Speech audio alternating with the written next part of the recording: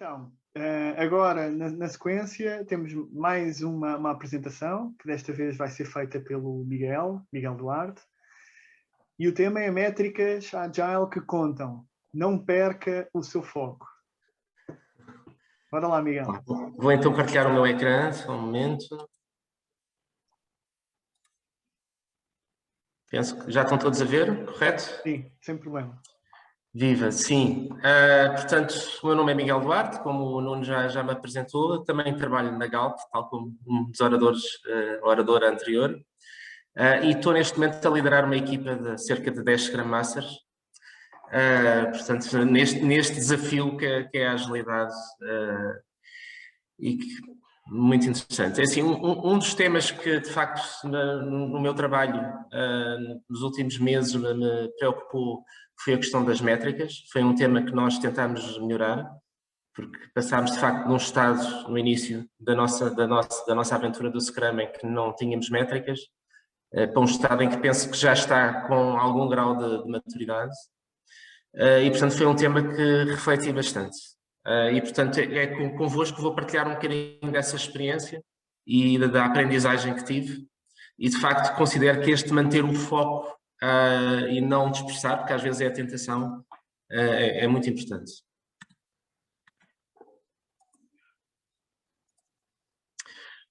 Portanto, muitas vezes nos dizem não é possível gerir o que não se pode medir. Portanto, é uma frase que é atribuída a Peter Drucker, que é aqui um guru da gestão. Algumas pessoas dizem que é outra pessoa, mas de qualquer forma a frase vale pelo que vale, é uma frase que nos gostam de dizer e é verdade em certa medida. Mas também houve quem dissesse nem tudo o que pode ser contado conta e nem tudo o que conta pode ser contado. Portanto, muitas vezes a gente tem tendência a contar, a medir aquilo que é fácil de medir, mas se calhar estamos a medir coisas que são irrelevantes, e outras coisas que nós gostaríamos de medir e que de facto seria aquilo que seria o verdadeiramente importante, não consegue ser medido, ou pelo menos às vezes não consegue ser medido num determinado grau de maturidade da organização.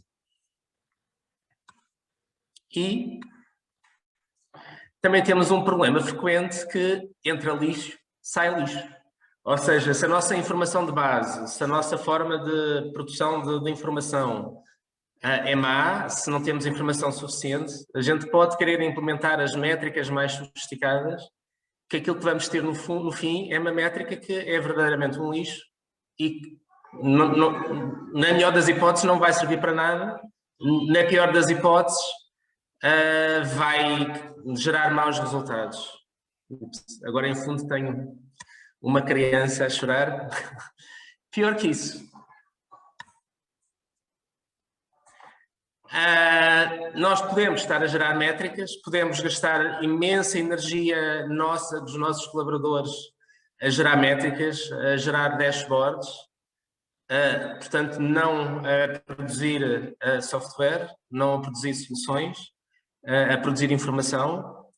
Informação essa que muitas vezes é ignorada, é usada quando é para justificar determinadas decisões, mas muitas vezes está a ser produzida e se calhar nem ninguém está a olhar para ela. E nós não devemos fazer isso, devemos evitar estar a produzir informação, portanto que é desperdício. A nível de práticas Lean devemos evitar o desperdício e devemos estar a evitar gastar o nosso tempo com desperdício. E as métricas podem ter efeitos secundários. Portanto, está estudado e produzir métricas não é algo que seja neutro. Portanto, além de gerar trabalho, existem possíveis efeitos secundários a nível das métricas. É o chamado efeito de Hawthorne, que basicamente como mesmo na ciência, mesmo quando não estamos a falar de pessoas, quando estamos a medir algo, temos um efeito sobre esse algo que estamos a medir. E muitas vezes esse efeito é mesmo parecer que algo melhora. Às vezes até pode ser piorar, mas o simples facto de medir pode parecer que aquilo que está a ser medido está a melhorar. A partir do momento que as pessoas que sabem que estão a ser observadas sentem isso. Muitas vezes essas melhorias são apenas no curto prazo, portanto não se refletem no longo prazo, e não têm, na realidade, quando a gente tenta às vezes fazer pequenas mudanças, pequenas alterações, por exemplo, no ambiente, na forma como se fazem as tarefas, podem nos levar ao engano, porque a gente pensa que está a fazer alterações e que estão a ter efeitos positivos sobre a nossa métrica, mas não é nada disso, é simplesmente um efeito de, às vezes, uma motivação naquele momento das pessoas, mas que para o futuro não se vai refletir e que não tem correlação com a alteração que foi feita. E por falar em correlações, também temos outro efeito secundário, que é o termostato de Friedman, e que é precisamente correlação, não é causalidade, e passamos isso hoje em dia nas redes sociais a falar sobre isso, a tentar explicar aos nossos especialistas de Facebook que correlação não é causalidade, e a ausência de correlação também não implica a ausência de causalidade. Este tema do termostato de Friedman muitas vezes é dado como uma história, que eu vou tentar ser muito breve, em que ele falou sobre uma tribo, imaginem uma tribo, em que num país distante, onde fazia muito frio no inverno, e então a forma deles de aquecer era usando uma lareira.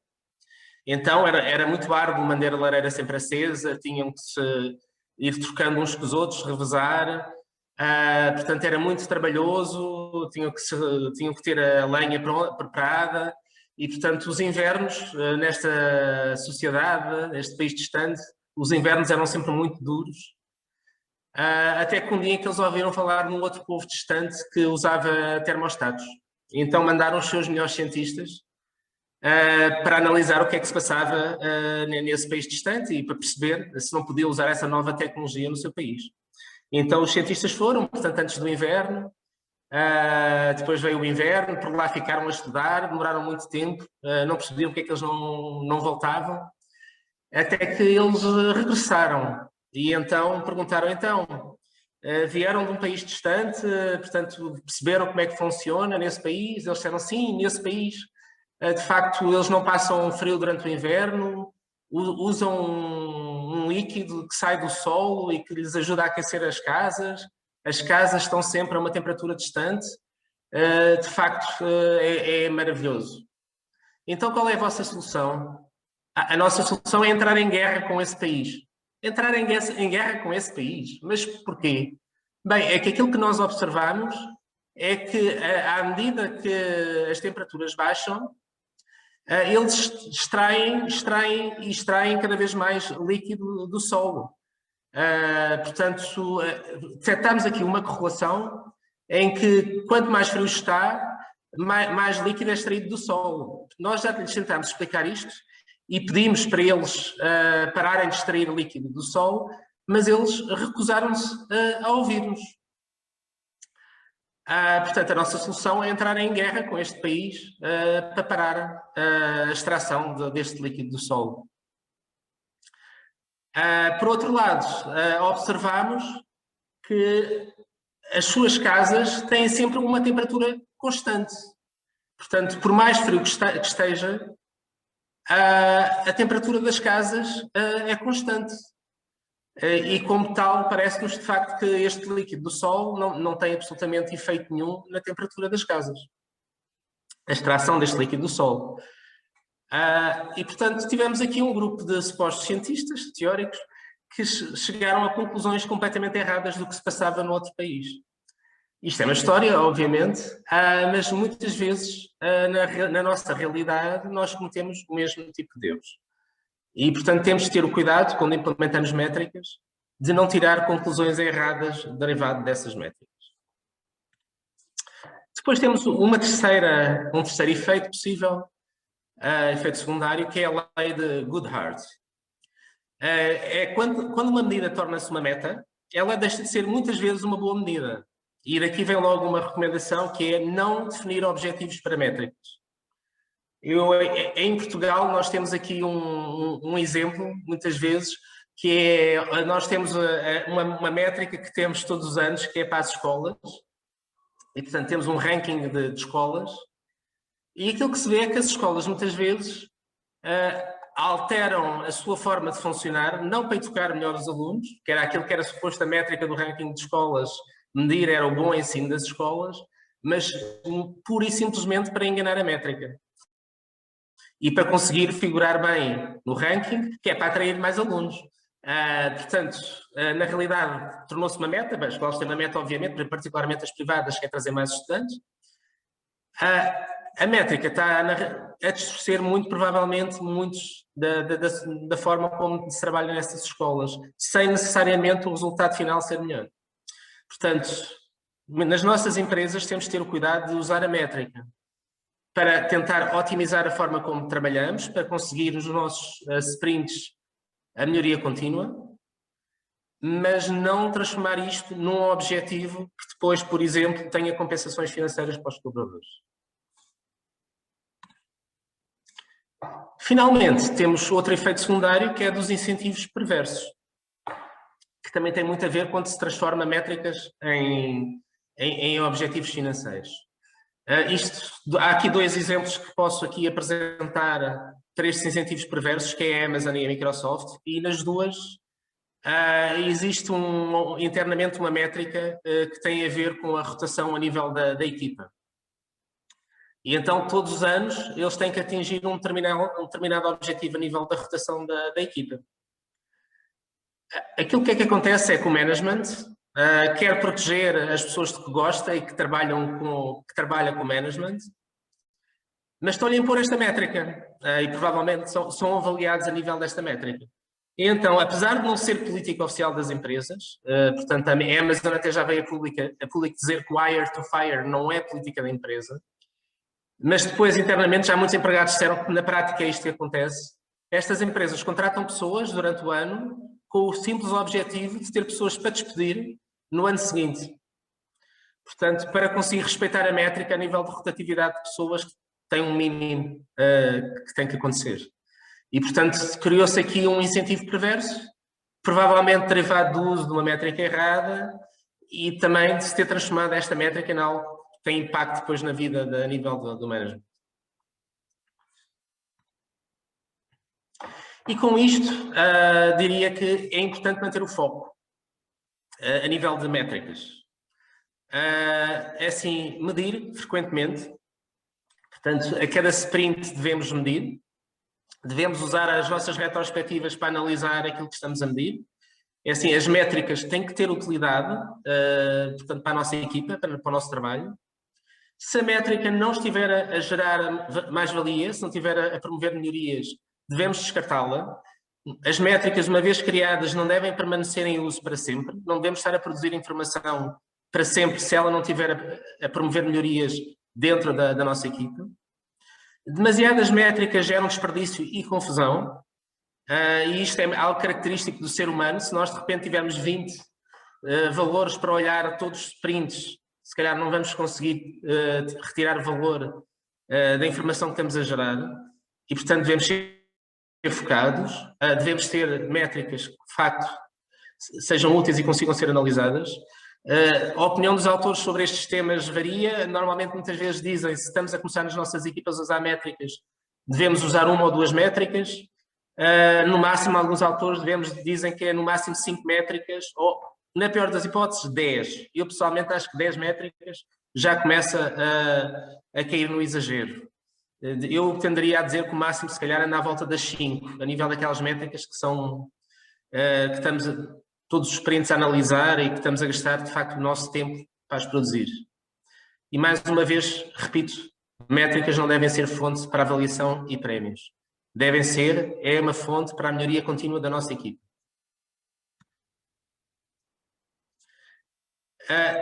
Com isto, eu não estou a querer dizer mal das métricas. Métricas é importante.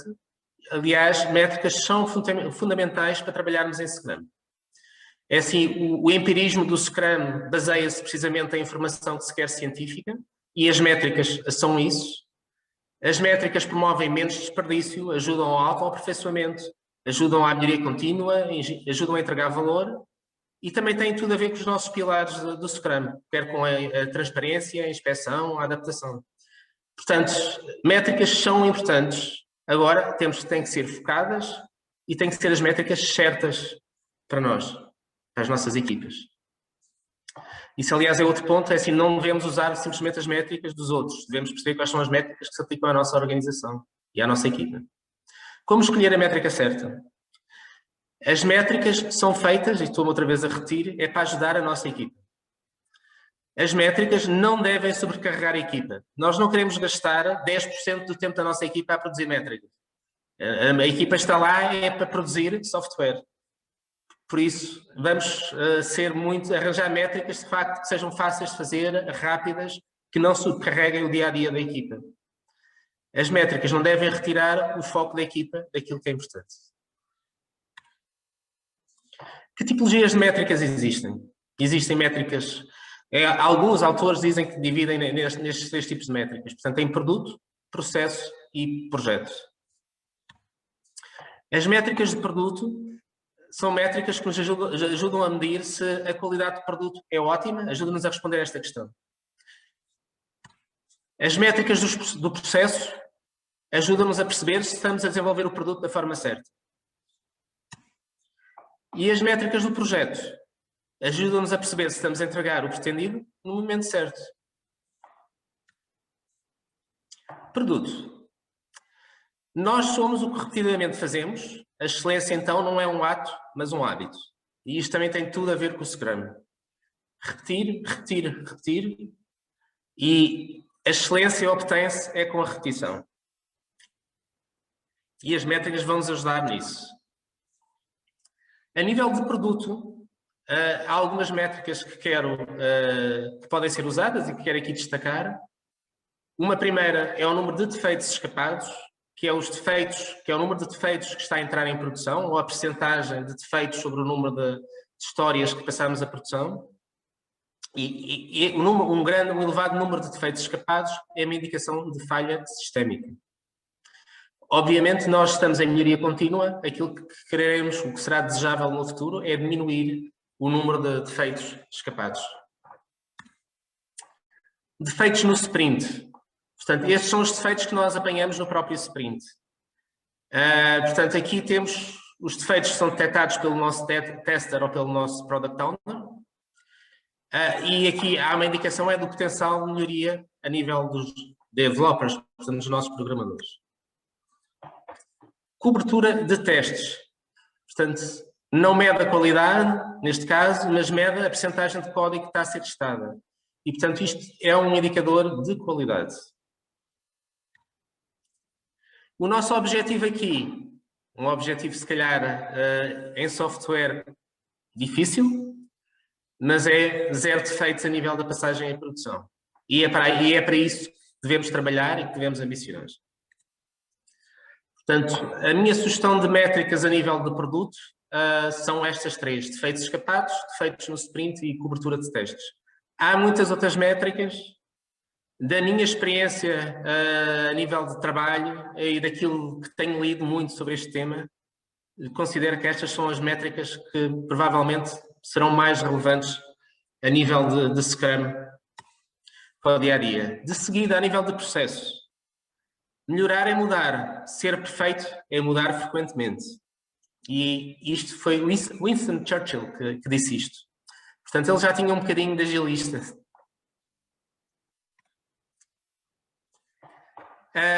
Aqui não consegui fugir.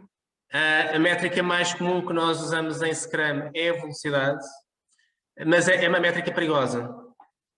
É assim, é uma métrica que só pode ser usada para a própria equipa e que pode evoluir no tempo, ou seja, a equipa vai mudando no tempo. A velocidade, a forma como mede a velocidade hoje, como mede daqui a 6 meses, pode ser distinta. E ainda menos deve ser usada para comparar equipas. E muitas vezes o management tem a tentação para usar a velocidade para comparar equipas. A velocidade serve para planear e prever o futuro, e é para isso que ela essencialmente serve. E eu aqui, apesar de saber que há pessoas que gostam de usar outras formas de medir a velocidade, recomendo o uso de story points. Usar outras métricas, como por exemplo o número de horas, acho que nos perdemos demasiado muitas vezes em discussões de detalhe, quando o objetivo da métrica não é esse, até porque raramente se vai acertar a nível das horas de uma determinada história. E, portanto, os story points parece-me ser uma boa forma de fugir a isso. Aqui estou a partilhar 3 exemplos de gráficos e de valores que podem, de formas de medir esta métrica de velocidade. Um simplesmente sprint a sprint medir a velocidade.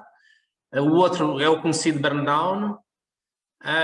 E finalmente o burn up, que neste caso tem aqui uma vantagem, que conseguimos ter aqui uma visão sobre o número de story points que houve de mudança, portanto, a nível de âmbito de sprint, torna muito claro o que é que houve também aqui a nível de alteração. Depois temos que exige um bocadinho mais, uma métrica que exige um bocadinho mais de maturidade a nível das equipas, portanto não é fácil de implementar.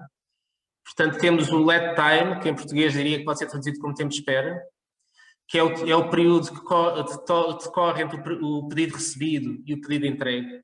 E eu até tentaria dizer que isto se aplica mais a equipas que estão mais viradas para a manutenção.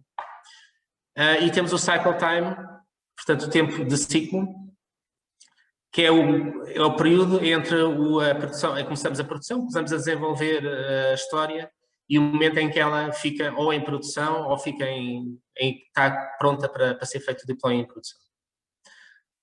Eu particularmente o tempo de espera, o lead time, eu considero que é muito difícil, se a equipa tem pouca maturidade, é muito difícil de implementar.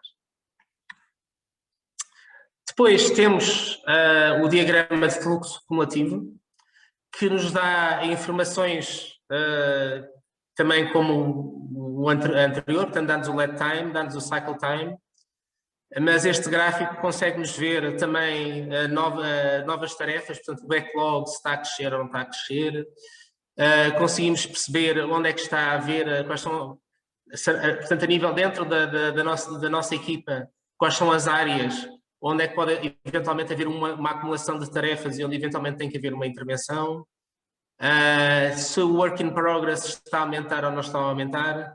Portanto, é um gráfico que é bastante útil, mas há que saber interpretá-lo. Portanto, eu acho que aqui o problema, aqui o risco, é não saber interpretar.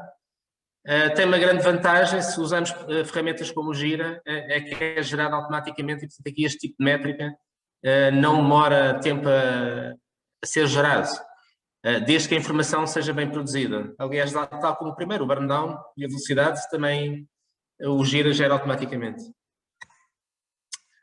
Depois, temos outra métrica interessante, que é a frequência de entrega. Temos aqui um autor, portanto, que disse, se dói, faça-o mais frequentemente. E isto numa ótica que nós fazemos muito, tendemos a fazer melhor. E isto até vai no encontro daquilo que a Sandra já referiu, que se calhar sprints curtos são preferíveis. Também deploys mais curtos são preferíveis. Quanto mais a arte de colocar em produção o nosso produto for mais frequente, melhor vamos fazer isso. E, portanto, a frequência de entrega é uma boa métrica e incentiva, de alguma forma, esse comportamento. Agora, aqui uma nota, aquilo que nós devemos medir é a frequência das entregas, que entregam valor, não de entregas com correções. À exceção do caso de empresas que eventualmente tenham equipas que só colocam em produção correções. A felicidade da equipa. Há várias métricas que podem ser usadas a este nível, isto é uma categoria generalista. Mas é bom criar transparência a este nível, é bom detectar eventuais problemas dentro da nossa equipa e tentar agir sobre isso para tentar perceber. Portanto, é assim, se a equipa está infeliz, se o espírito da equipa não é melhor, é bom sabermos disso, que é para tentar corrigir, e às vezes estão aí problemas que até são problemas mesmo de processo graves. E depois a maturidade da equipa a nível de Scrum, em que se pode analisar também de muitas formas. Há inquéritos mais simples e mais complicados que podem ser feitos à equipa. E isto tudo com o objetivo de perceber qual é o grau de maturidade da equipa e de nos ajudar a fazer evoluir essa equipa. Portanto, aqui este gráficozinho tem o Shuhari, e o nosso objetivo é que a nossa equipa atinja o RE alguns no tempo, e para isso é importante avaliar a maturidade da equipa para nos dar de alguma forma uma ideia concreta de como é que a nossa equipa está e eventualmente até perceber, a nível de uma forma geral, na nossa empresa, como é que estão as equipas. De seguida, projetos. A velocidade só é benéfica se for na direção certa. Não nos interessa ser rápidos se estivermos a entregar o produto errado, com as funcionalidades erradas, que aquilo que o cliente não precisa. Aquilo que eu sugiro aqui é métricas ligadas à utilização de funcionalidades. Também exigem, obviamente, algum grau de maturidade, e isto tem que ser, implica a instalação no software de alguns add-ons que nos permitam medir isto. Mas taxa de adoção, portanto, se os utilizadores, percebermos se os utilizadores estão a usar ou não uma nova funcionalidade que nós lançamos. Taxa de retenção, se os utilizadores, passado algum tempo, continuam a usar essa funcionalidade, porque normalmente as pessoas começam a usar uma funcionalidade quando ela é nova e depois podem deixar de a usar. E o sucesso de tarefas, que é perceber se eles iniciam a utilização de uma funcionalidade e se chegam ao fim ou não. O valor do sprint. Portanto, tentar perceber o valor que é entregue aos stakeholders. Isto pode ser feito, por exemplo, no Sprint Review. E é útil para termos algum feedback, de facto, se estamos a produzir algo que é útil para os nossos stakeholders, ou se o nosso projeto, se calhar, ao fim de algum tempo, deixou de entregar funcionalidades que são úteis. E até podemos gerar um gráfico histórico para perceber, de facto, se estamos a gerar mais valor ou menos valor ao longo do tempo. E depois uma que é o Net Promoter Score, que é para medir os clientes e perceber se os clientes recomendariam ou não recomendariam o nosso produto a outros potenciais clientes. Um valor positivo é um sinal de sucesso, estamos a entregar um bom produto, os clientes gostam do nosso produto e querem nos recomendar. Um valor negativo é sinal de que temos aqui muitos problemas e que estamos a gerar um produto mau ou que não é interessante para o cliente. E então, estou a terminar, diria que o guerreiro de sucesso é um homem médio, mas com um foco apurado como o raio laser, e isto foi-nos dito por Bruce Lee, e portanto, mais uma vez eu digo, aqui o importante é o foco, focarmos naquilo que é útil e agir sobre isso, não encher-nos de informação que muitas vezes é inútil e que ninguém depois irá olhar para ela. Pronto, e pergunto se há questões.